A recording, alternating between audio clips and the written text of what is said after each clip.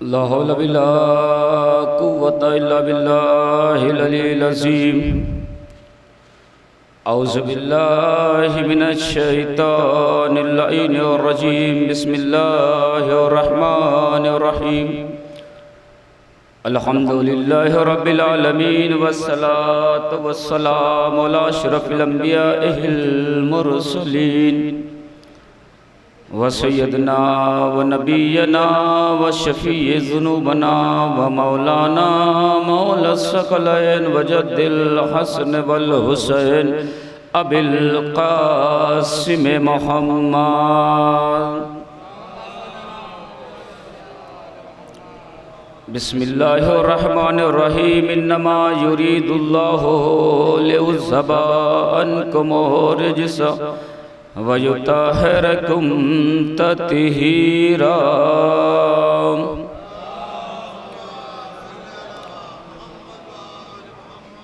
अम्मा बादो फ़क़द क़ालल्लाहु तबारका व तआला फ़ी किताबिहिल मुबीन व हुवा अस्दक़ुस सादिक़ीन। बिस्मिल्लाहिर रहमानिर रहीम। या अय्युहन नफ्सुल मुतमइन्ना इरजई इला रब्बिका राज़ियतम मर्ज़िया। सल्लल्लाहु अलैहि मोहम्मद व आले मोअज़्ज़िज़ सामने इकराम, बरादरान मिल्लत, मातमदारान इमाम हुसैन अलैहिस्सलातु वस्सलाम, पहली मुहर्रम से गुफ्तगू मुसलसल जारी और सारी है कि परवरदिगार आलम करबला के मैदान में हुसैन इब्न अली को नफ्से मुतमइन्ना कह के खिताब कर रहा है। अजीज़ो, इमाम हुसैन की अज़मत और बुलंदी बहुत है। कायनात का ज़र्रे ज़र्रे पर हुसैन की कुदरत है। उसने कहा कि मैं राज़ी हूँ तो मुझसे राज़ी हो, पलटा मेरी बारगाह में। और फिर इमाम हुसैन ने अपने सर को शिम्र के कुंद खंजर के नीचे रख दिया। अजीजो, नफ्से मुतमइन्ना इमाम हुसैन को कहा। कितने थे? 72 थे। सामने क्या थी? फौजें थी, लाखों की फौज। 30,000 से 9 लाख के लश्कर तो मौर्रिख ने लिखा। कम से कम 30,000, ज्यादा से ज्यादा 9 लाख का लश्कर भी लिखा गया, तारीख ने लिखा। कुदरत ये बताना चाहती है कि देखो ए इंसान, कभी गफलत में न रहना। देखिए, आखिरी इख्तिताम पे ये मजलिस है और ये मौजू का असल है। जिस तरीके से मैच के आखिरी ओवर इम्पोर्टेंट होते हैं, ये आखिरी तकरीर भी मेरी इम्पोर्टेंट ही है। आप मेरे साथ रहिएगा, इंशाअल्लाह आपको और आप तक कुछ पहुंचाने की ज़रूर मैं कोशिश करूंगा। हर एग्जामिनर आखिरी लाइन को बहुत चेक करता है, वैसे ये आखिरी है, इसके बाद तो मसाई भी होना है। कुदरत ये बताना चाहती है, इंसान कभी इस गफलत में न रहा करो कि तुम्हारे पास सब कुछ है। नफ्से मुतमइन्ना का ना, यजीद के पास सब कुछ, ताकत, हुकूमत, फौज, खाने पीने का सामान, पानी, सब कुछ। हुसैन के पास कुछ भी नहीं, लेकिन कुदरत कुछ बता रही है। कभी इंसान गफलत में न रहा करो कि मेरे पास सब कुछ है। ए इंसान, तेरे पास कुछ भी नहीं है। ए इंसान, तू किस ख्याल में जिंदगी गुजार रहा है कि मेरे पास सब कुछ है। देखिए, मैं कम वक्त है तो मैं शुरू से ही शुरू कर रहा हूँ। ए इंसान, कभी गफलत में न रहा करो, मेरे पास सब कुछ है। तेरे पास क्या है? कुछ नहीं। एक किसान है, एक किसान अब अपनी ताकत पे नाश कर रहा है।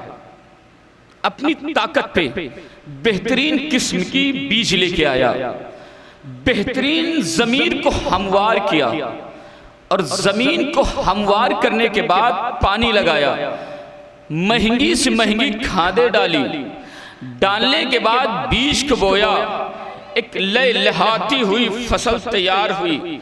अब जब वो अपने खेत के दरमियान खड़ा हो रहा है तो कह रहा है कि देखो कितनी अच्छी फसल है, कितनी अच्छी फसल है, ये कितना अच्छा लग रहा है। सब कुछ उसके पास था, बेहतरीन बीज उसने लगाई, बेहतरीन जमीन को हमवार किया, जमीन को हमवार किया, अच्छा पानी दिया, और बेहतरीन खाद दी, एक हरियाली भरा हुआ खेत उसकी नजरों के सामने आया। अब इंसान उस पे फख्र कर रहा है। अल्लाह कह रहा है, इंसान तू किस गफलत में है? तेरे पास जमीन है, तेरे पास वो चीजें हैं जिससे तू जमीन को हमवार करता है, तेरे पास बेहतरीन बीज है जिसको तूने जमीन पे डाला, तेरे पास बेहतरीन खाद है जो तूने डाली है, एक बेहतरीन फसल तैयार हुई। अब जरा कुदरत को तू देख, बस एक मर्तबा मौसम ने करवट लिया, एक स्याह आंधी चली, आंधी के साथ बारिश आई, वो लहलहाती हुई फसल मिनटों में जमींदोज हो गई। कुदरत ये बताना चाहती, इंसान कभी गफलत में न रहना, तेरे पास सब कुछ है। अरे मेरे एक सेकंड में तेरा कुछ भी बाकी रहने वाला नहीं है।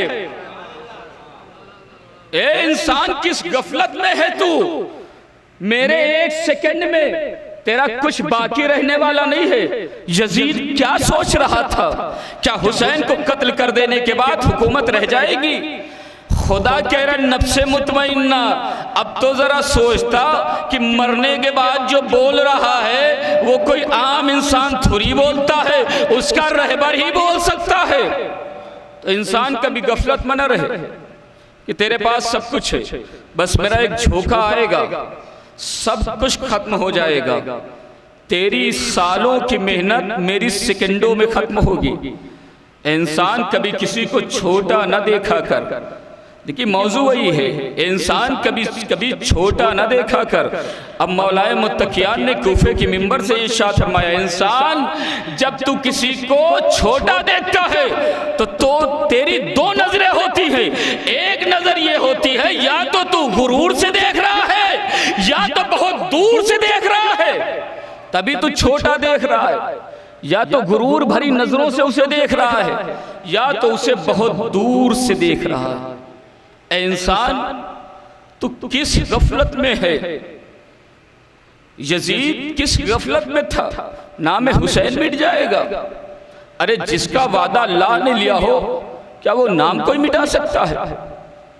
अजीजों, आज आलम इस्लाम की क्या हालत हुई है। जरा सोचती कि करबला के मैदान में हुसैन ने 72 साथियों समेत कुर्बानी देकर घर वालों को असीर करा कर भी जब हुसैनियत का परचम बुलंद कर दिया है, तो जरा सोचती कि क्या दुनिया के मजलूमों का कोई मददगार नहीं है। अरे जरा सोचती, क्या दुनिया के मजलूमों का कोई मददगार नहीं है। एक लम्हे के लिए अगर सोचती कि 72 लाखों पर कैसे भारी हो गए, तब समझ में आती कि 2 मजलूम वो 1000 फौजों पर कैसे भारी हो सकते हैं। आज आलम इस्लाम की क्या हालत है, दुनिया देख रही है कि आलम इस्लाम की क्या हालत है। आप तसव्वुर करिए आलम इस्लाम की हालत को, और सिर्फ आलम इस्लाम की हालत को नहीं, ये हमारी जिंदगी से। मैं तो इस माइक से ऐलान कर रहा हूँ, जो जहाँ बैठा है, जरूरी नहीं यहाँ सुन रहा हो, अपने घर में बैठा है, अज़ा खाने में बैठा है, जुलजना बन रहा वहाँ बैठा है, बातें कर रहा, 2 मिनट के लिए बातों को रोक कर इस वाक़े को सुन ले, उसकी जिंदगी में बहुत बदलाव आएगा। कभी इस वाक़े को याद करेगा तो 2 कदम आगे बढ़ेगा, पीछे नहीं बढ़ेगा। आज आलम इस्लाम की क्या हालत बनी हुई है, क्या हालत है। आलम इस्लाम की हालत बहुत खराब है, बहुत खराब। मशहूर एक वाक़या है जो प्रोफेसरों ने प्रोफेसरों को सुनाया है। ये सब वाक़े आम किताबों में हुआ भी नहीं करते हैं। एक वाक़या सुनाया, अब मुतवज्जे रहिएगा, इस वाक़े के एक एक जुमले पे गौर करिएगा। यकीन मानिए जिंदगी में बदलाव जरूर है। इस वाक़े को झिझोरने वाला वाक़या है जो मैं पढ़ने जा रहा हूं। आज आलम इस्लाम के ऊपर है। चंद दिनों पहले एक जंगी माहौल था, एक गजा की सरजमीन थी, एक फिलिस्तीन की सरजमीन थी, एक मजलूमों की आह थी, एक तीरों तबर मिसाइलों वालों की मिसाइलें थी, एक मुसलमान मुल्क खामोश थे, एक मुसलमान मुल्क खामोश थे। अब सुनिए, एक आलीशान जंगल था, एक आलीशान बेहतरीन जंगल था। जंगल किलोमीटरों में फैला हुआ था। जंगल में एक खबर फैलाई गई कि ऐ जंगल के रहने वालों, जाहिर सी बात है ये तसव्वुरात हैं। मौला अली ने कहा है कि ए मेरे शियों, कभी तुम घबराया न करो, इसलिए कि तुम्हारे पास दलीलें हैं और मैं वो खुद दलील हूं, अल्लाह की सबसे बड़ी दलील मैं ही हूं। मेरे शियों कभी न घबराया करो, मेरे पास तुम्हारे पास दलीलें हैं और कोई भी बात दलील से दी जा सकती है। साबित करना है तो मिसालें अच्छी होना चाहिए।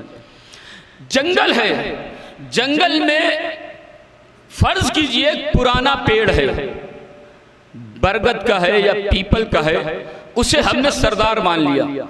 200 साल पुराना पेड़ है, एक दरख्त है 200 साल पुराना, उसको सरदार माना। जंगल के सरदार को यह खबर कर दी गई कि तुम्हें मालूम है इंसान ने लोहे को ढूंढ निकाला है, इंसान ने लोहे को ढूंढ निकाला है। जंगल ने जैसे ये बात सुनी, ठाड़ते मारता हुआ हंसने लगा। देखिए, अगर बिस्मिल्लाह से वन्नास तक के आप एक एक जुमले पे गौर करेंगे और कल सोचिएगा तो आपकी ज़हन में ज़रूर आएगा कि इस वाक़े से हमें अपने बच्चों तक पहुंचाना है और जब मेरा बच्चा बड़ा होगा तो मुझे ये सुनाना है। जंगल तहाड़े मारता हुआ हंसने लगा। अब जब तहाड़े मारते हंसने लगा, लोगों ने कहा तू हंस क्यों रहा है, कि इसमें बड़ी बात क्या है?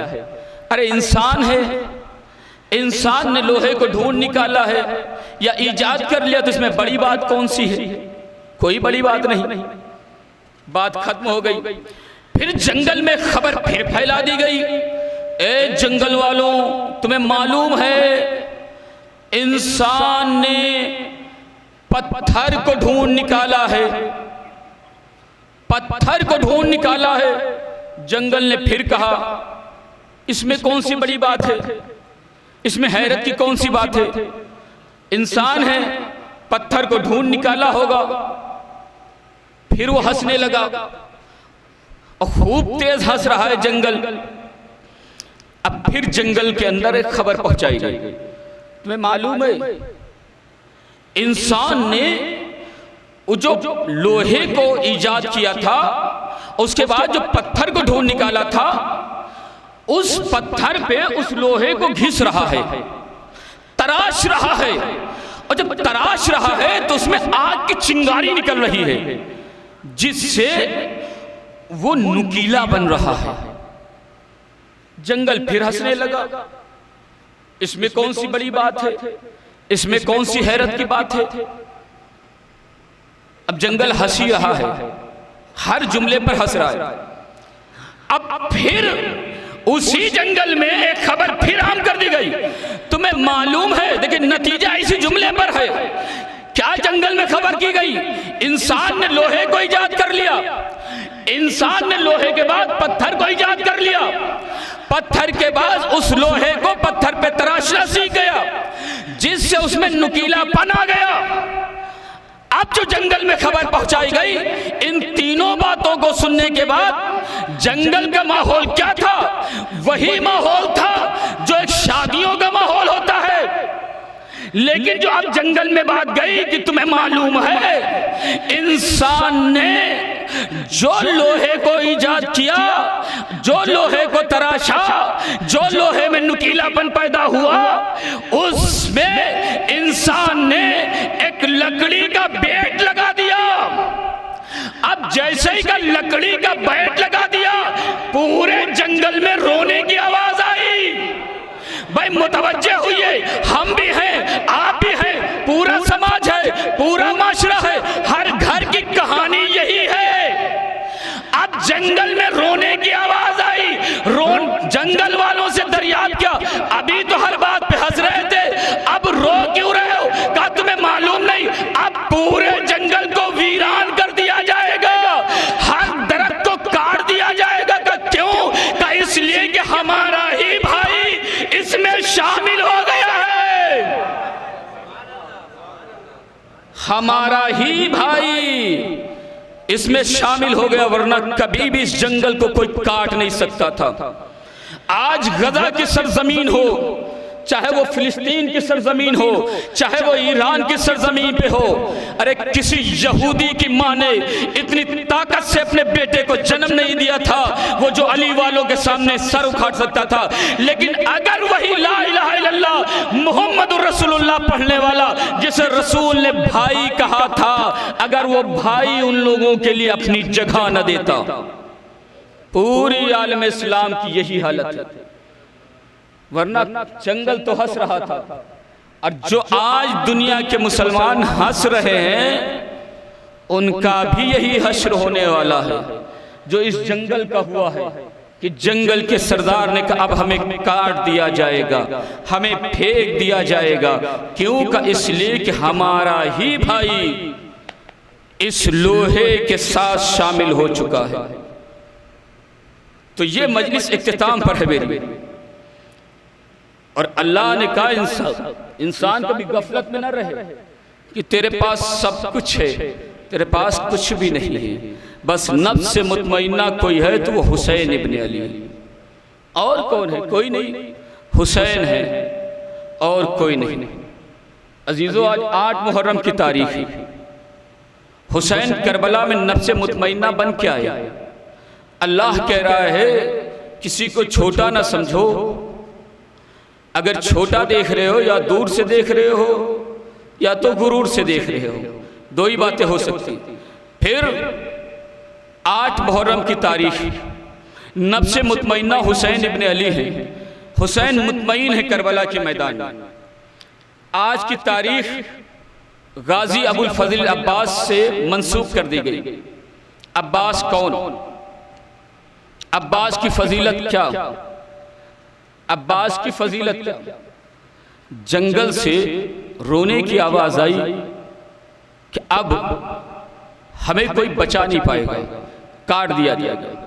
जब ये दुनिया बसी, पहली इब्तिदाए दुनिया में सबसे पहला जो झगड़ा हुआ, जो इंसानियत के ऊपर धब्बे लगे, वो भाई भाई के लग गए।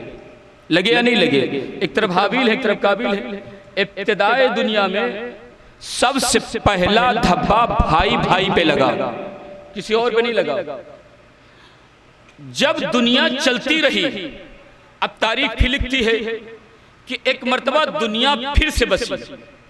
वो जनाब नूह का वाक़या है कि जो कश्ती पर सवार हुए, उसके बाद दुनिया फिर से बसाई गई। और जब फिर से बसाई गई तो उस वक्त फिर एक धब्बा लगा। इस दुनिया के रिश्तों में एक धब्बा लगा। वो कैसा धब्बा है? वो मियाँ बीवी के भी दरमियान धब्बा लग गया। एक तरफ ज़ौजा है जो कह रही हम आएंगे नहीं, एक तरफ शौहर है जो बार बार बुला रहा चली आइए, चली आइए, मोहतरमा आप चली आइए, लेकिन वो आने को तैयार नहीं। धब्बा लगा या नहीं लगा? ये सारे धब्बे लगे। अगर अहले बैत ना आते तो इन धब्बों को कोई मिटा नहीं सकता था, कोई नहीं मिटा सकता था। जब अहले बैत आए तो इन धब्बों को मिटाया। कैसे मिटाया? जब मोहम्मद अरबी मक्के से मदीने आए, सबको भाई बनाया। किसी का हाथ किसी के हाथ पे, किसी का हाथ किसी के हाथ पे, किसी का हाथ किसी के हाथ पे। अली के हाथ को अपने हाथ पे रखा, कहा या अली आप हमारे भाई हैं। दुनिया को पैगाम दिया वो और भाई थे जो एक भाई के कातिल बन गए। ये भाई भाई है जो एक भाई की जान बचाने के लिए खुद बिस्तर पर सो गए। अब भाई उरूज पर चढ़ गए, भाई बंदी उरूज पे आने लगी या नहीं ली? भाई बंदी ने अपने सीने को चौड़ा किया कि अब कोई आया है जो हमारे रिश्ते को बचाएगा, अब कोई आया जो हमें मंजिलत अता करेगा, हमारी फजीलत को बताएगा। दूसरा कौन हुआ? जनाब नूह की ज़ौजा। और जनाब नूह का दुनिया फिर से बसी है। एक दुनिया बसी, एक दुनिया फिर से बसी। उसके बाद ऐसा वाकया नहीं कि दुनिया फिर से बसी। दोनों मर्तबा बसने में रिश्ते खराब हुए। भाई भाई का रिश्ता खराब हुआ, शौहर बीवी का रिश्ता खराब हुआ। अच्छा, अब जब नूह की बीवी नूह का साथ नहीं आई, तब अब इस रिश्ते को कौन सही करे? कौन है जो बताए कि मियां बीवी के दरमियान ऐसा नहीं होता है? अब जरूरत थी फिर अहले बैत को। तारीख ने लिखा मोहम्मद इस दुनिया में आए, अबू तालिब खतीजा के दरवाजे तक आए। एक खतीजा ने कहा, ए अबू तालिब, अपने भतीजे से कह दो सारी मेरी दौलत मेरी नहीं उसकी है, वो चाहे खर्च करे चाहे रख ले। अब दुनिया को एक पैगाम मिला, वो मियां बीबी के रिश्ते न देखो बल्कि ज़ौजा और शौहर का रिश्ता देखना है तो खतीजा और मोहम्मद के दरमियान आके देखो। एक सलावत पर मोहम्मद वाले मोहम्मद पर। एक ज़ौजा और एक शौहर के दरमियान रिश्ता देखना है तो खतीजा और मोहम्मद के दरमियान देखो। अच्छा, क्या भाइयों का रिश्ता यहीं पर रुका? भाइयों का रिश्ता यहां नहीं रुका। गाजी का परचम है, फजीलत हजरत अबुल फजील अब्बास। सुनिए, मैंने कहा ना, इंसान इस गफलत में न रहे, सब कुछ उसके पास है। उसके एक झोंके का तुम, एक सेकंड के तुम बर्दाश्त नहीं कर सकते। जैसे मूसा की कौम ने एक बस बिजली चमकी, सब मर गए, यहां तक कि मूसा खुद बेहोश हो गए। अब भाइयों का रिश्ता और आगे बढ़ा, भाइयों का रिश्ता और आगे बढ़ा। अली और मोहम्मद भाई भाई हैं, है या नहीं है? भाई भाई। यहिया और ईसा भाई भाई हैं, है या नहीं? भाई भाई। मूसा और हारून भाई भाई हैं, ये भाई भाई हैं या नहीं? लेकिन इन भाइयों में और अब्बास और हुसैन भी भाई भाई हैं। इन दोनों भाइयों में, इन भाइयों में एक फर्क नजर आया। क्या फर्क नजर आया? ईसा ने यहिया को भाई कह के पुकारा, हारून ने मूसा को भाई कह के पुकारा, मोहम्मद ने अली का हाथ लेकर भाई कह के पुकारा। सिर्फ भाई नहीं कहा, बल्कि कहा तेरा खून मेरा खून, तेरा गोश्त मेरा गोश्त, तेरा जिस्म मेरा जिस्म, ये तेरा नहीं मेरा है, यहां तक कह दिया। ये सारे भाई वो भाई थे जिन्होंने अपने भाई को भाई कह के पुकारा। लेकिन अब्बास उस भाई को कहते थे कि पूरी जिंदगी गुजार दी, लेकिन कभी भी हुसैन को भाई कह के न पुकारा। अब्बास उस अजीम हस्ती को कहते थे जिसने पूरी जिंदगी गुजार दी, लेकिन कभी भी अब्बास ने हुसैन को भाई कह के नहीं पुकारा। हमेशा गुलाम समझा और गुलाम ही कहा। तो ये है फजीलत है मौला अब्बास की। अजीजों, कभी भी कोई हुकूमत वाला इस गफलत में कभी न सोए कि इक़्तिदार हमेशा रहेगा, हुकूमतें हमेशा रहेंगी। मजलूमों की आह आसमान में बहुत बड़े सुराख बना देती हैं, जो बादलों को फाड़ देती हैं, और उन सब का मालिक वो है। अजीजों, आज पूरी दुनिया में लोग किसी न किसी को मानते हैं। सवाल बस इतना है, सारी दुनिया मानती है। मैंने पहले भी कभी मजलिसों में कहा था ये बात कि हिंदुस्तान की सरजमी के ऊपर क्या पूरी दुनिया में कोई इंसान ऐसा नहीं है जो किसी के सामने सर नहीं झुकाता। कोई नहीं। आप पत्थर से 40 दिन अगर दुआ मांगे तो आपको अल्लाह अता करेगा। आप पत्थर रखिए, 40 दिन लगातार आइए जाइए, अल्लाह वहां भी देगा। दरख्त में धागा बांध के आइए, अल्लाह वहां भी देगा। बशर्त ये है, आपके ऊपर है कि आप सही तरीके से अपने रब तक जाना चाहते हैं या गलत तरीके से जाना चाहते हैं। क्या उसने फिरौन को हुकूमत उसने नहीं दी थी? उसी ने तो ही दी थी। क्या उसने जालिमों को हुकूमतें नहीं दी? उसी ने ही दी है। बशर्त ये है कि आप अपनी ज़िंदगी को सही रास्ते पे लेके जा रहे हैं या गलत रास्ते पे लेके जा रहे हैं। खुदा हर जगह मौजूद है, हर नफ्स के पास है मौजूद, वो हर सब की सुनता है, वो सब को देता है। दुनिया में कोई भी इंसान ऐसा नहीं है जिसे देता नहीं है। वो सब उसी का खा रहे हैं, सब उसी का पहन रहे हैं, सब उसी का दिया हुआ है। बशर्ते बस ये इंसान के ऊपर है कि वो सही रास्ते पे आके अपने रब तक जाना चाहता है या गलत रास्ते से अपने रब को छोड़ रहा है। अल्लाह उसे भी देगा, अल्लाह इसे भी देगा, लेकिन बशर्त यह है मरने के बाद जो मराहिल हैं वहां पर आपका सब कुछ पता चलेगा, वरना जिंदगी में तो वो देगा। अब जरूरत इंसान को है कि किसी को भी माने, लेकिन ये सोच समझ कर माने कि जिसे मान रहे हैं वो सही है या गलत। अरे जो खुद सही नहीं होगा वो दूसरों को क्या सही करेगा? वो दूसरों को क्या सही करेगा? तो अब इंसान के ऊपर है कि वो सही और गलत का फैसला खुद करे कि हम सही कर रहे हैं या गलत। आज मुहर्रम पर आवाजें उठती रहती हैं, न जाने कैसी कैसी आवाजें उठती हैं। आवाज उठाने वालों को सोचना चाहिए कि जिस पैगंबर का कलमा पढ़ रहे हो उसी पैगंबर का ये कौल भी है कि तुम किसी भी मजहब की बुराई नहीं कर सकते हो।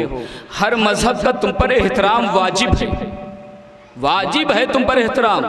किसी मजहब की आप बुराई नहीं कर सकते। पैगंबर अकरम की हदीस है, आप किसी भी मजहब के भगवान को, अल्लाह को आप बुरा मत कहिए, आप अपनी अच्छाइयाँ दिखाइए। अगर उनकी समझ में आएगा कि अच्छाई क्या है बुराई चाहे खुद ही आ जाएंगे। इसलिए कि इमाम हसन इमाम हुसैन ने कभी उस इंसान को टोका नहीं जो गलत वजू कर रहा था। इमाम हसन इमाम हुसैन ने पलट के कहा, भाई हम भी वजू कर रहे हैं, तू जरा देख ले। अगर टोक देते तो शायद वो भड़क जाता, लेकिन वो करने लगे, वो बंदा देखने लगा, उसने पलट के कहा आप सही कर रहे थे, मैं गलत कर रहा था। तो पैगंबर ये बता के गए हैं कि आप अपने अमल को अच्छा करिए, दुनिया आपके अमल से मुतासिर होकर आपकी तरफ आएगी। आप किसी को बुरा कह के अपने तरफ नहीं ला सकते हैं, आप अच्छा करके ला सकते हैं। और हुसैन की ये मजलिसें, ये मुहर्रम का महीना इसीलिए है ताकि दुनिया को एक पैगाम अच्छाई का जाए कि रसूल का जो दीन था वो बुराइयों वाला दीन नहीं है, अच्छाइयों वाला दीन है। वो दीन नहीं है जो आतंकवाद के हवाले कर दिया गया, ये वो दीन है जो किसी भी मजहब के मजलूम की आवाज़ पर आवाज़ मिलाता है। वो ये नहीं देखता मजहब कौन सा है, अगर मजलूम है उसके साथ खड़ा होता है, ये वो दीन है। और अगर ऐसा नहीं होता तो आज मुहर्रम इतनी तादाद में गैर नहीं करते। जो मुहर्रम इतनी तादाद में गैर कर रहे हैं उसकी वजह यही है, सबब यही है, सिर्फ सबब यही है कि गम है। हुसैन ने इसे गम मनाने के लिए कहा है, गम मनाइए, इजहार कीजिए और दुनिया को बताइए कि हम देखो सादगी से चल रहे हैं। दुनिया को बताने के लिए हम सादगी पसंद हैं, हम हंगामे करने वाले लोग नहीं हैं, हम उस सादगी को पसंद करते हैं, तब दुनिया आपकी तरफ खींचेगी। तो इंसान इस गफलत में न रहे कि सब कुछ उसके पास, उसने बेहतरीन खेत बोया, लेकिन अल्लाह की एक स्याह आंधी चली, एक थोड़ा सा साथ में पानी क्या आया, सारी फसल खराब हो गई। वहीं पर किसान बैठ गया, सर उठा के कह रहा, माबूद अब मैं मान गया हूँ, तेरी कुदरत है, अब तू ही मालिक व मुख्तार है, अब ये तो गिर गई है, अब तू ही राज़िक है, तू ही खिलाएगा। आज आलम इस्लाम का वही हाल है कि जो जंगल का था, अगर जंगल पहले ही स्टेप पर फैसला ले लेता कि इंसान को रोक लो, आगे कदम न बढ़ा पाए, तो जंगल को कटने की नौबत नहीं आती, इंसान वहीं रुक जाता। लेकिन वो तो हंस रहा था, ठहाने मार के हंस रहा था कि कौन है, कौन है। बस अजीजों, खत्म हो गया मेरा वक्त, क्योंकि टाइम कम है, ख्याल रखना है। आज 8 मुहर्रम की तारीख है। आज उसी नफ्से मुतमइन्ना के पास अबुल फज़ल अब्बास आए हुए हैं। गाजी आए हुए हैं, अब्बास आए हुए हैं, परचम है अब्बास का। अब्बास का परचम हर घर में सजा है। कोई जगह दुनिया की ऐसी नहीं शायद जहां पर अब्बास का परचम बुलंद ना हो। कोई माँ अपने बेटे से कह रही है मेरे लाल आलम के करीब आओ, कोई भाई अपनी बहन से कह रहा है बहन मेरे करीब आओ, कोई बाप अपने बेटे से कह रहे मेरे लाल आलम के करीब आओ। ये पैगाम है कि कहीं पूरी हो या ना हो, लेकिन अब्बास का लक़ब बाबुल हवाइज है। अगर दिल की गहराइयों से हमने अब्बास से कह दिया, और ये कह दिया आपको उसी सकीना का वास्ता जिसके लिए पानी लेने करबला के मैदान में नहर फुरात पे गए थे, ये नामुमकिन है कि मेरी दुआ रद्द हो जाए। वो और बात है कि हमारे मांगने का तरीका अच्छा ना हो, लेकिन उनकी देने में कोई कमी न कल थी और ना ही आज है ना ही कल होगी। अरे जो गैरों को झोलियां भर भर के देते हो वो अपनों को क्यों नहीं देंगे? बस ये फर्क है कि हमारे मांगने का तरीका अच्छा नहीं है। ये हमारे मांगने का तरीका अच्छा नहीं।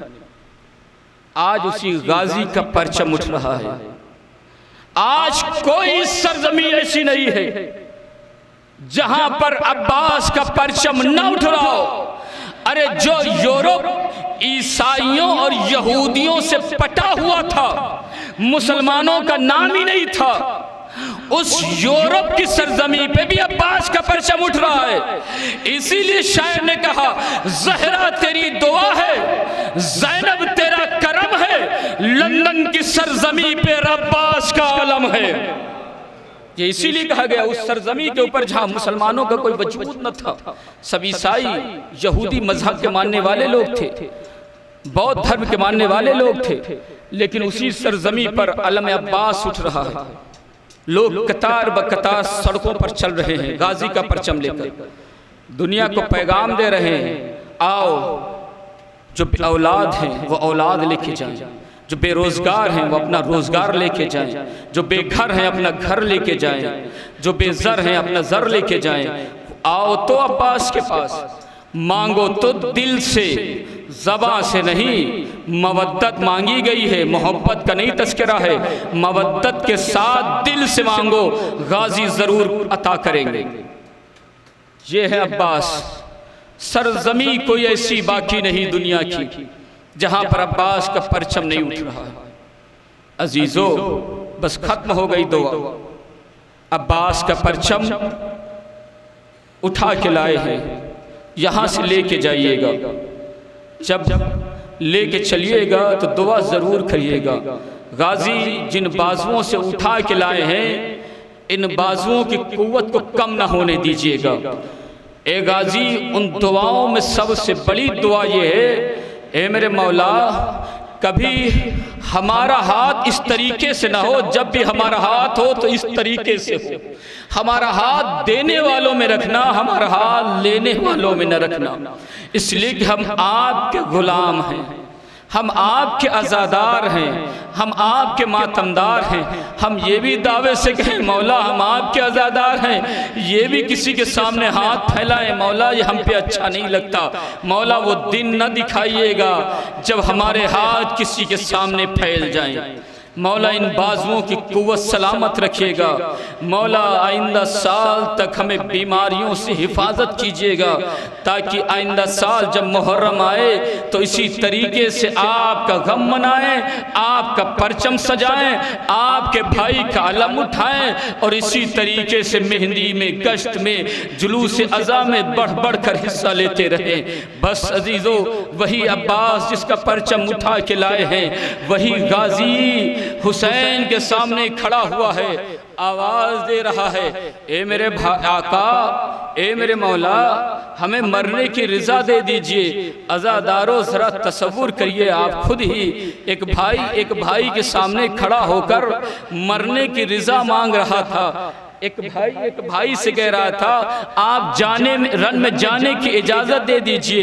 एक भाई को हसरत भरी नजरों से देख रहा था और कह रहा था, ए अब्बास तुम तो हमारे लश्कर के अलंबरदार हो, बताओ हम तुम्हें मरने की रिजा कैसे दे दें। अज़ादारों, जब अब्बास से हुसैन इब्न अली ने कहा तुम हमारे लश्कर के अलंबरदार हो, तो कभी बाईं जानिब देखा, कभी दाईं जानिब देखा। देखने के बाद एक जुमला कहा, मौला वो लश्कर कहाँ रहा जिसकी मैं अलमदारी किया करता था। मौला वो लश्कर अब न रहा। अरे आप ही तो कासिम के टुकड़े चुनकर लाए हैं, अरे आप ही तो अनु मोहम्मद की मैयतें लेकर आए हैं, अरे आप ही तो हबीब का जनाजा लेकर आए हैं, अभी आप ही तो हुर के जनाजे को उठा के लाए हैं। ए मौला वो लश्कर कहाँ रहा। हाँ अजीज़ो, रावी मक्तल लिखता है अब हुसैन के पास अब्बास के जाने के बाद 3 अली बचेंगे और कोई नहीं बचेगा। सिर्फ 3 अली है, एक हुसैन है करबला के मैदान में। 3 अली में पहला अली अकबर है जो हुसैन के पहलू में खड़ा है, दूसरा अली एक खैमे में है जो बीमारी गश के आलम में पड़ा है, तीसरा अली झूले में झूल रहा है जो झूले में झूल रहा। बस 3 अली हैं, इसके अलावा हुसैन के पास कुछ नहीं है। और उन 3 अली के बाद एक अली की तमन्ना हाथों को जोड़े हुए अपने भाई से मरने की रिजा मांग रही है। क्या हुसैन ने सोचा नहीं होगा मेरे 3 बेटे अली हैं, अरे उसी अली का बेटा मरने की रिजा मांग रहा है। ये बेटा सिर्फ अली का नहीं है, ये अली की दुआ है जो दुआ हुसैन के सामने मरने की रिजा मांग रही है। हाँ आज़ादारो, खुदा आपको कोई गम न दे सिवाय मजलूम करबला के। मैदान करबला कोई आम जगह का नाम नहीं है। रावी मक्तल ने जुमले लिखे कि मैंने देखा हुसैन खड़े हुए हैं, अब्बास खड़े हुए हैं, हमरा अली अकबर खड़े हुए हैं और हाथों को जोड़कर अली की दुआ मांग रही है। ए भाई, ए आका, हमें मरने की रिजा दे दीजिए। हुसैन ने बुला के कहा, अब्बास क्या वो आवाज़ें सुन रहे हो जो हमारे कानों में आ रही हैं? कहा कैसी आवाज़ें हैं? कहा सुन के बताओ। जो अब्बास ने बताया, का मौला छोटे छोटे बच्चे ख़याम हुसैनी के दर पे खड़े होकर ये आवाज़ दे रहे हैं कि अल-अताश अल-अताश, हाय प्यास मारे डाल रही है। हाँ अजीज़ो, खुदा आपको कोई गम न दे, रो लीजिए। आज मुहर्रम की तारीख है। अब्बास कटे हाथों का एजाज दिखा दो, दिन मेरे पलट दो, मेरी तकदीर बना दो। ये मुनाजातें बहुत पढ़ते हैं, आज उसी गाजी का अलम उठा के जा रहे हैं। ज़रा तसव्वुर करिए, साल भर मुनाजात पढ़ते हैं लेकिन आज अलम उसी का उठा के चलेंगे। हाँ आज़ादारो, खुदा आपको कोई गम न दे सिवाय मजलूम करबला के। हुसैन ने कहा सुन रहे हो? कहाँ सुन रहा हूँ। कहा अब्बास अगर जाना चाहते हो चले जाओ, लेकिन पहले छोटे छोटे बच्चों के लिए सबील का इंतजाम करते जाओ। लीजिए। हुसैन ने जैसे ही कहा अब्बास चले हैं कदमों से, आ गए सकीना के पास। कहने लगे, क्या कहने लगे? बेटी सकीना, ए बेटी सकीना, वो सूखा वो मश्क ले आओ जो ख़याम हुसैनी में रखा है। अज़ादारो, अब्बास की ताकत का अंदाज़ा किसको नहीं था? अब्बास की शजाअत किसको नहीं मालूम थी? अरे सबको मालूम थी। अगर अब्बास जिंदा है, किसी जालिम में ताकत नहीं कि हम तक आ जा सके, इसलिए कि अब्बास ने सिर्फ लाइन खींची थी, किसी जालिम में कुव्वत ना हो सकी लाइन तो उस पार चला जाए। सकीना का कितना दिल भराया होगा। अब तो हम प्यासे न रहेंगे, अब हमारी प्यास बुझ जाएगी। दौड़ती हुई गई, मश्क सकीना लेके आई, चचा के हवाले किया। हवाले करने के बाद सकीना ने कहा, बच्चों आओ, बच्चों आओ, आओ मेरे लाडलो, आओ बच्चों आओ। तमाम बच्चे इकट्ठा हुए। जनाब सकीना ने कहा, बच्चों खामोश हो जाओ, ए बच्चों खामोश हो जाओ, ए बच्चों रोना बंद कर दो। इसलिए कि देखा नहीं तुमने, मेरा चचा पानी लेने के लिए जा रहा है, मेरा चचा पानी लेने के लिए ना, तुमने देखा नहीं? अब कोई प्यासा नहीं रहेगा, अब कोई प्यासा नहीं रहेगा। हुसैन के लश्कर का लमदार घोड़े पे सवार हो गया, मैदान करबला की तरफ चलना चाहता है।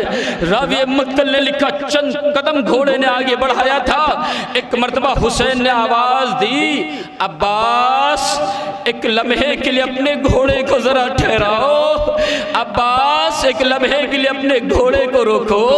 लीजिए, अब्बास के चलते हुए कदम रुक गए। ये दूसरा शहीद करबला का है जो चला है फिर रुका है। एक अकबर थे, गए थे वापस पलटे थे। ये दूसरा शहीद करबला का था, जब चंद कदम चलने के बाद फिर पलटा है। अब्बास पलटे, कहा भैया अलम को जरा नीचे झुका दो। लीजिए, हुसैन ने अलम को नीचे झुकाया और लिखी हुई तहरीर को काट कर जहरा के लाल ने जो अब लिखा तो खैमे का मंजर ही बदल गया। इस मंजर को अली की बेटी ज़ैनब देख रही थी, कहने लगी, ये बीबियों आओ, आओ मैं फरवा, आओ मैं लैला, आओ भाभी, आओ अली असगर की मां रबाब, ए बीबियों आओ। तमाम बीबियां ज़ैनब के हमरा इकट्ठा हो गई। अली की बेटी ने एक बीवी को हसरत भरी नजरों से देखा, देखने के बाद एक जुमला कहा, ए बीबियों, ए बीबियों, अली की बेटी को माफ करना। ए बीबियों, उस वादे को वापस ले रही हूँ जो वादा हमने किया था। अरे हमें अपना भाई पे भरोसा था, अरे जिसका बाप जैसा भाई हो, अरे किसमें जुर्रत है जो बाजुओं में रसन बांधे, किसमें जुर्रत है जो ज़ैनब के सर से रिदा छीने। ए बीबियों, अब यकीन हो गया, बाजार होगा, मजमाम होगा, अली की बेटी ज़ैनब होगी। हाँ आज़ादारों, बीबियों, उस वादे को ज़ैनब वापस ले रही है। लीजिए, एक मर्तबा अब्बास चले, अब फुरात पर आए हैं अब्बास। फुरात पर जैसे ही आए, घोड़े से फुरात में आए, सूखी हुई मश्क को निकाला जो अलम में बांध कर लाए थे, पानी में डुबोया, पानी को भरा। जो भी ख्यालात आए होंगे अब्बास को, जो भी ख्याल आए होंगे कि ए पानी, अगर यही ख़याम हुसैनी तक पहुंच जाता तो काश ये पानी ख़याम हुसैनी तक चला जाता तो सकीना प्यासी न रहती। अज़ादारों, ज़रा आप तसव्वुर करिए, ख्याल ज़रूर आया होगा, लेकिन अलम में मश्क को बांधा, घोड़े पे सवार हुए, फौजें हट गई थी, सिमट आई हैं। अब अजीज़ों, खंजर वालों ने खंजर मारे, भाले वालों ने भाले मारे, तीर वालों ने तीर चलाए। अरे जिनके पास कुछ न था वो भी असलहे से लैस अपने असलहों को चला रहे थे। लेकिन अजीजों, लश्कर हुसैनी का लंबरदार अब्बास एक मर्तबा घोड़े से मुखातिब होके कहने लगा, ए मेरे घोड़े, अब्बास की तमन्ना यही है, इस पानी को मेरी भतीजी तक पहुंचा दे। आज़ादारों, कुछ दूर चले एक शकी ने हमला कर दिया, अब्बास का दाहिना बाजू कलम हुआ, अलम एक लम्हे के लिए झुका। हुसैन ने कहा, खुदा खैर करे, मेरा गाजी सलामत रहे। हदे दूसरे हाथों में अलम लिया, अलम को लेना था, फिर एक शकी ने हमला किया, अब्बास का बाया बाजू कलम हो गया। हुसैन ने अलम को झुकते देखा, कहा खुदा खैर करे, मेरे बाबा की आरज़ू सलामत रहे। आज़ादारों, जरा तस्वीर करिए, अलम को दांतों से दबाया, घोड़े को तेजी से दौड़ाया। हरे उम्र सान देखा, जिसके दोनों हाथ सलामत ना हो वो हमारे कब्जे में नहीं है। आज़ादार एक मर्तबा आवाज दी, आईना आईना हुरमुला, ए हुरमुला तू कहाँ है? अरे चिल्ले कमान में तीर लगा, उस मश्के सकीना को निशाना ले जो हुसैन के इस लश्कर के अलमदार के अलम में बंधी हुई है। हर चिल्ले कमान में तीर बांधा, मश्के सकीना का निशाना लिया। आज़ादारो तीर चला, ज़मीने करबल पे पानी बह गया। अब्बास ने घोड़े को मोड़ दिया। बस आज़ादारो एक तीर का लगना था, गाजी के हाथ न थे जो हाथों से तीर को निकालते। एक मर्तबा सर को झुकाया, घुटनों के दरमियान रखा, तीर को निकाला। आज़ादारो जैसे ही सर को झुकाया, एक शकी ने गुर्ज मारी, अली का लाल घोड़े से ज़मीन पर आ गया। बस घोड़े से ज़मीन पे आना था, एक मर्तबा आवाज़ दी, मेरे आका हुसैन हमारी मदद को आ जाइए। ज़हरा का लाल चला, लेकिन जब चला तो कुछ मंजर बदल गया। अरे कमर पे हाथ रख के मर्जिया पढ़ते हुए चला।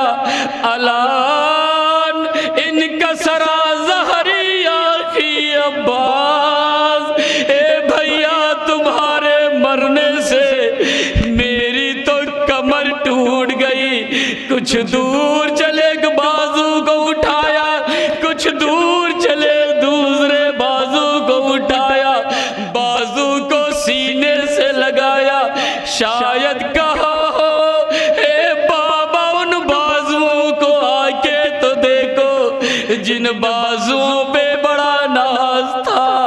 आज़ादारो हुसैन पहुंचे तो जानू होकर बैठ जाते हैं। अब्बास के सर को जानू पे रखा। अब जो वसीयतें हुई है आज़ादारो जरा तस्वुर करिए। दो शहीद थे जिनके जनाजे नहीं उठे, एक अली की तमन्ना थी, एक ज़हरा का लाल था। अरे हर शहीद का जनाजा उठा, लेकिन तो जनाजे नहीं उठे। एक अली की आरज़ू का जनाजा, एक फातिमा के लाल का जनाजा। दो जानू होकर बैठ गए। बैठने के बाद एक मर्तबा का भैया कोई वसीयत है? कहा वसीयत है। और वसीयत ये है कि जब इस दुनिया में आया था तो सबसे पहले आपकी ज़ियारत की थी। जब इस दुनिया से जाना चाहता सबसे पहले आपकी ज़ियारत की थी। जाना चाहता हूँ तो आपकी ज़ियारत करते हुए जाना चाहता हूँ। आज़ादारो हुसैन ने कहा भैया मैं तो तुम्हारे सामने हूँ। का मौला एक आग में तीर बेवस्त है, एक आग में खून है। हुसैन ने खून को साल किया। एक भाई ने एक भाई को देखा। करबला के मैदान का वो मंजर सुनिए जो रावी मक्तल ने लिखा। एक फातिमा की आगोश के पाला हुआ, एक अली की आगोश का पाला हुआ, दोनों करबला में मौजूद हैं। बेकसी हुसैन की, मजलूमी हुसैन की करबला में क्या है। एक भाई ने एक भाई की ज़ियारत की। दूसरी कोई वसीयत? कहा वसीयत यह है कि मेरे जनाजे को ख़यामे हुसैनी में ले जाइएगा। आज़ादारो जुमले कैसे पड़े हुसैन से जब कहा होगा मौला हुसैन को मालूम है मेरा भी जनाजा खैमे में नहीं ले जाएगा कोई, अब्बास का भी जनाजा खैमे में नहीं ले जाएगा कोई। हाँ आज़ादारो। उसके बाद हुसैन ने कहा भैया एक हसरत मेरी भी है, बयान करिए। आका का पूरी जिंदगी तुमने मुझे आका कह के पुकारा, कभी तुमने भाई नहीं कहा। आज एक मर्तबा भाई कह के पुकार लो। बस आज़ादारो एक भाई ने एक भाई को भाई कहा। करबला की सरजमी पर तमन्नाए अली की रूह जिस्म से परवास कर गई। ज़हरा का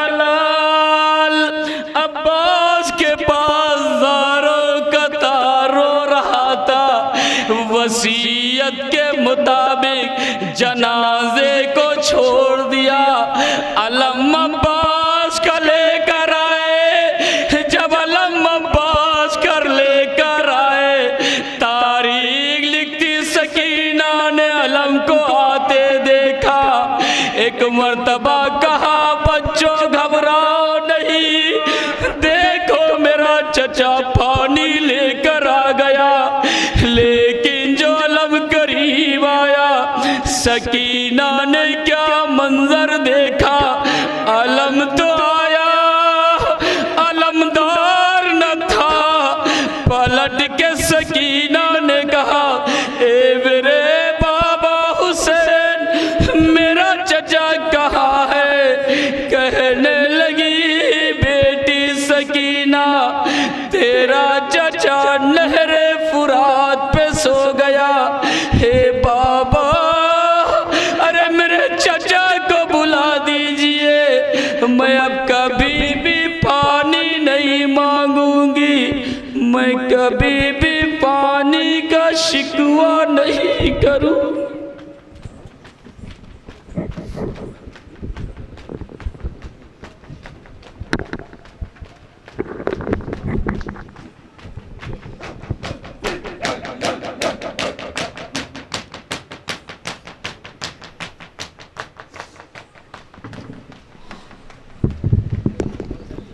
जब हाथ कलम हो गए सकाए हरम के, जब हाथ कलम हो गए सकाए हरम के, और अर्शे बरी हिल गया गिरने से अलम के। मशकीज़े में पेवस्त हुआ तीरे सितम के, मिंदील गिरी सर से शहंशाहे उमम के। इतने में तराई से उठा शोरे यज़ारा, तब एक बुलंदी से किया शहने नज़ारा। हाथों से कमर थाम के ज़ैनब को पुकारा, लो बहना तराई में गिरा शेर हमारा। अरे गुल पड़ गया सा खाए सखी, ना हुआ जख्मी नेज़े से जिगर तीर से सी, ना हुआ जख्मी। बे उनके तो बुज़ीस्त गवारा नहीं ज़ैनब, अरे सब मर गए अब कोई हमारा नहीं ज़ैनब।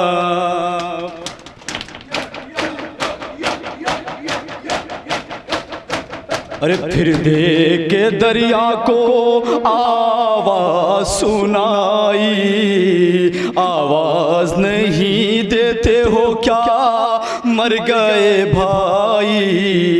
आवाज़ के साथ उनकी भी आवाज़ ये आई, आका मेरे जल्दाओ बहुत देर लगाई। दौड़े तरफे नहर ये कहते हुए शह तन्हा, है मेरे मोनिस मेरे आशिक मेरे शहदा। लाशे पे जो पहुँचे तो गिरे सैयदे वाला, रोकर कहा है नामो निशान ने असदुल्ला। अरे मुश्किल से बुलंद तेरी आवाज हुई है, अब मौत की हिचकी हमें आगाज हुई है। हम आए हैं और आंखों को खोला नहीं जाता, अरे क्या दर्द है सीने में जो बोला नहीं जाता।